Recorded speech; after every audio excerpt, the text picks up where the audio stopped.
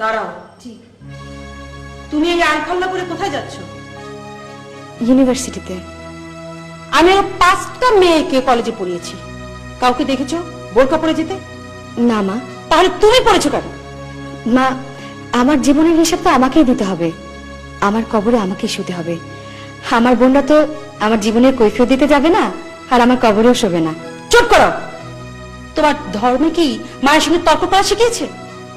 না মা, এ তর্ক নয়, এই অধর্মের বিরুদ্ধে ধর্মের প্রতিবাদ আমার ধর্মই আমাকে শিখিয়েছে। অনেকের কাছে তিক্ত এবং অপ্রিয় হলেও যা সত্য শুধু তাই বলতে। তুমি তোমার 5 মেয়ের কথা বললে, জানি তুমি তাদেরকে কলেজ ইউনিভার্সিটিতে পড়িয়েছ, ভালো উচ্চশিক্ষিত জামাই দেখে বিয়ে দিয়েছ। তাদের গাড়ি বাড়ি প্রাচুর্যের কোনো অভাব নেই।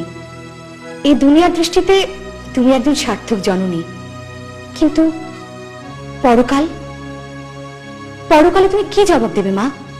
সেদিনের ভয় করো মা, সেদিনের ভয় করো, যেদিন অনেক সন্তান পিতামাতার বুক মারিয়ে বুকের হাড্ডি ভেঙে চুরমার করে দিয়ে জাহান্নামে চলে যাবে। বটে।